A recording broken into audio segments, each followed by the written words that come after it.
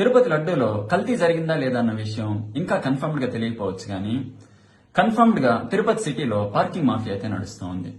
Yes, మీరు random గా తిరుపతి సిటీలో ఎక్కడైనా కారులో వెళ్లి రోడ్డు పక్కన కారు ఆపుకుంటే ఒకడు పరిగెత్తుకుంటూ వచ్చి మీ దగ్గర పార్కింగ్ ఛార్జీలు వసూలు చేస్తాడు.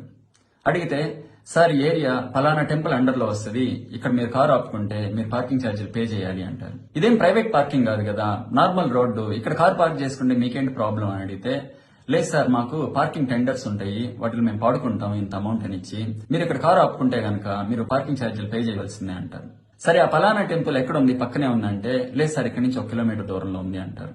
ఇప్పుడు మనం కారు కొనుక్కున్నప్పుడు గవర్నమెంట్ కి రోడ్ ట్యాక్స్ పే చేస్తాం, హైవేలో వస్తే టోల్ ఛార్జీలు పే చేస్తున్నాం. మరి ఇంకా ఊర్ల మధ్యలో కూడా ఈ బాధలు ఏంటి? ఒకవేళ మా వెహికల్ ని నో పార్కింగ్ ఏరియాలో పెడితే ట్రాఫిక్ పోలీస్ వచ్చి చలానా వేయమనండి, అదోకే. అంతేగాని మీరెవరు పార్కింగ్ ఛార్జీలు వసూలు చేయడానికి? తిరుపతిలో అయినా కొంతలో కొంత నయం. మరి అల్వేలు మంగాపురం, శ్రీకాళహస్తి, కాణిపాకం లాంటి ఊర్లలో అయితే ఆ ఊర్లలో కార్ ఎంటర్ అవ్వాలంటేనే పే చేయాలి, లేకపోతే కారు లోపలికి పోనివ్వడం.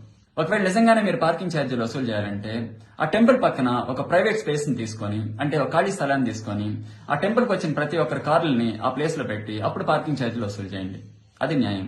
అంతేగాని ఆ ఊర్లోకి ఎంటర్ అవ్వాలంటే పార్కింగ్ ఛార్జీలు వసూలు చేయడం అన్నది అన్యాయం. మేము ఈ మధ్య శ్రీకాళహస్తికి వెళ్ళాం. అక్కడ మేము ఉండడానికి సర్వీస్ అపార్ట్మెంట్ లో ఒక రూమ్ బుక్ చేసుకున్నాం. అదే అపార్ట్మెంట్ లో మాకు వాళ్ళు పార్కింగ్ కూడా ఫ్రీగా ఇచ్చారు. ఇదే విషయాన్ని వీళ్ళకి చెప్తే, అంటే మేము రోడ్డు పైన గానీ టెంపుల్ పార్కింగ్ లో గానీ మా కార్ పార్క్ చేయము, డైరెక్ట్ సర్వీస్ అపార్ట్మెంట్ లోనే పార్క్ చేసుకుంటాం అని చెప్తే వీళ్ళు వినలేదు, పార్కింగ్ ఛార్జీలు పే చేయాల్సిందే అని పట్టుబట్టారు. మనం ఇంకా రూల్స్ రెగ్యులేషన్స్ అని మాట్లాడితే, సార్ దేవుడి దగ్గరకు వచ్చి కూడా ఏంటి సార్ ఇలా బిహేవ్ చేస్తున్నారు మీరు అని సెంటిమెంట్ తో కొడతారు. ఆ మాట విన్న తర్వాత సరేలే ఈ డబ్బు లేదా మనం దేవుడి హుండీలో వేసామనుకొని ఇచ్చేస్తాం.